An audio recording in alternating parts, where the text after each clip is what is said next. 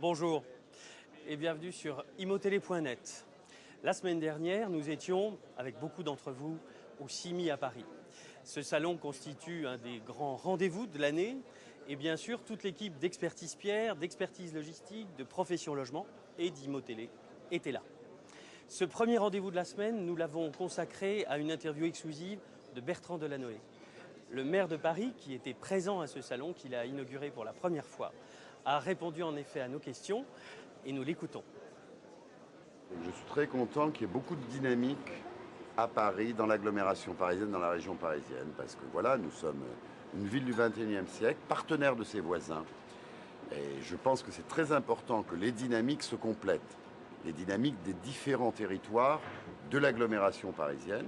Je pense d'ailleurs que le président de la région, Jean-Paul Huchon, à travers le SDRIF, fait un boulot extrêmement utile pour que les différentes fonctions urbaines puissent être prises en compte dans cette dynamique que vous voyez en marche. Pour nous, Paris, intramuros, c'est vrai qu'on a lancé le réaménagement de 940 hectares, c'est-à-dire le 10e de la superficie parisienne.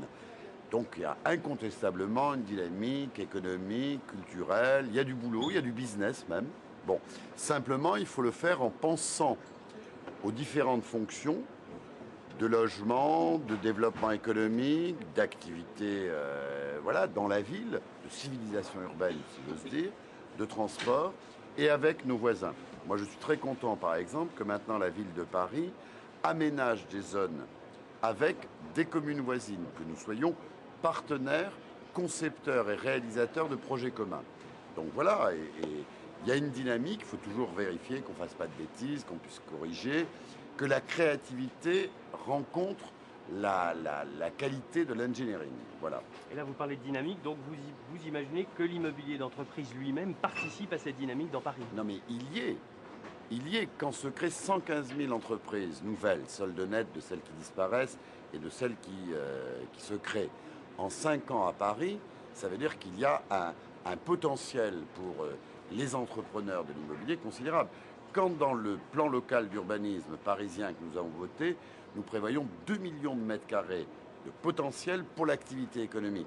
C'est du boulot. Lorsque nous avons une ambition pour le logement, c'est du boulot pour les constructeurs. Voilà, donc j'étais au MIPI Macan il y a quelques temps. J'aime bien que tous les opérateurs internationaux sentent cette vibration, cette modernité, ce désir de Paris. Alors après, bien sûr, il faut trouver les harmonies et il faut se parler beaucoup parce qu'on est en permanence. Vous savez, même quand on aménage une zone, on est en permanence en créativité. Et les partenaires professionnels de l'immobilier sont essentiels pour nous. Et vous venez du stand de l'EHPAD, on a souvent l'impression que la défense est un peu un laboratoire. Qu'est-ce que vous pensez de ça? Est-ce que vous pensez qu'il y a synergie, qu'il y a opposition? Non mais tout dépend comment on prend le problème. Si on prend le problème à travers une interrogation architecturale et un bel objet. Moi, les 2 tours que j'ai vues, elles sont belles, j'avais déjà dit à Bernard Bled, et les préoccupations qu'il y a derrière m'intéressent. Ce que je regrette, c'est que cette conception, cette dynamique-là, ne s'intègre pas dans une dynamique de l'ensemble de l'agglomération parisienne. J'aimerais que les élus des Hauts-de-Seine pensent cette dynamique. Il ne faut surtout pas qu'ils brident cette envie d'entreprendre, mais il faudrait le penser avec les autres. Et moi, je constate pour Paris, qui voulait penser seul jusqu'à 2001, qu'à partir du moment où il commence à penser avec les Hauts-de-Seine, la Seine-Saint-Denis, le Val-de-Marne, on est plutôt meilleur. Donc, ce n'est pas parce qu'on partage des interrogations et on partage un esprit d'entreprendre que l'on est moins bon. Simplement, ça conduit à moins d'aberrations.